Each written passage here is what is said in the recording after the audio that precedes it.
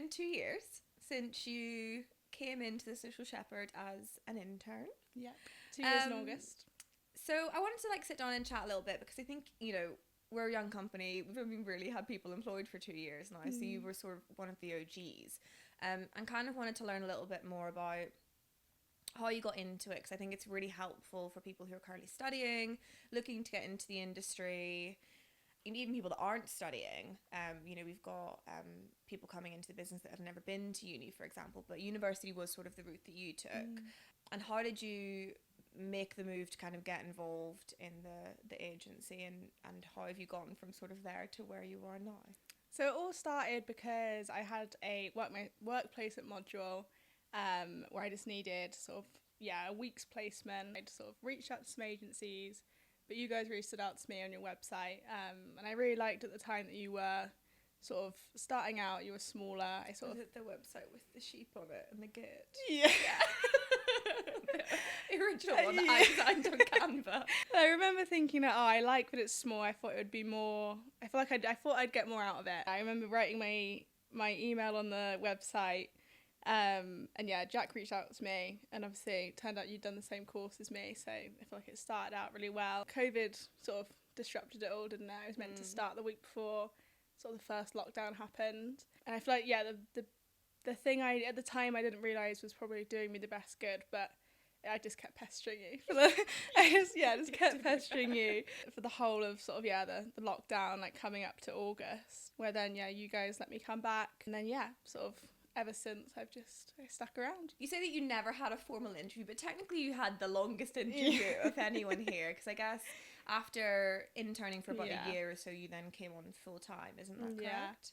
So I was doing 1 or 2 days a week, and then after third year started full time. And I guess, how have you found like the transition? So, you know, you're a senior exec now, sort of working your way to manager. What do you sort of think you've learned? Like, what are your sort of key findings over the last 2 years in your career, and like how have things changed? I feel like it's been almost a whirlwind of sort of, especially starting out when it was such a small company. I feel like I've learnt so much in such like a short amount of time, really. The biggest thing is just like being on the ball and just constantly sort of being able to jump between things and being reactive to sort of whatever comes up. I feel like agency life is very unpredictable, but in a fun way. Like, I feel like you're never always doing the same thing too much, sort of thing. You're constantly jumping around. And I think obviously you've been here, so whenever you joined there must have been 5 of us in the business, if that? I think so.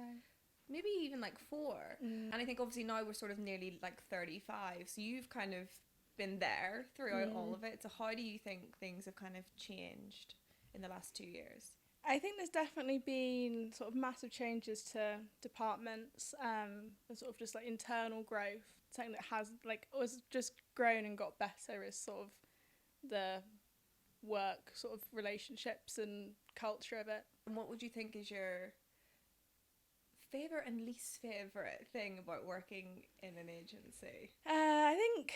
I feel like the pressure of sort of having so many things going on at once is sort of, it sounds like a bad thing, but I think I've sort of learned to love it. I feel like I came into the agency as someone that sort of did get a bit flustered. I think it's been a massive help to me in my career, and sort of bringing me up to be this person that sort of can handle anything, I think. And I think, I think at one point I would think, that it's so fast paced, but I think that's sort of adapted to be one of my favourite things, because there's never a day where you're bored or you're sat sort of watching the clock. If you had to give, you know, a grad starting their first job any advice, what would you say to them? I think it probably would be to keep pestering. I feel like especially now it's getting bigger and bigger, and I feel like it's always been a very sort of competitive industry. And I think my first thought when I was reaching out to you guys was that I wouldn't stand out because I didn't have sort of an industry experience beforehand, but having the attitude and the enthusiasm is like the most important thing. And I think sort of the skills and things can easily be trained, but the attitude and the sort of optimism and things like that can't be. And I think that's sort of what shines through. I think if you're worried that you haven't got sort of enough experience maybe to start out with.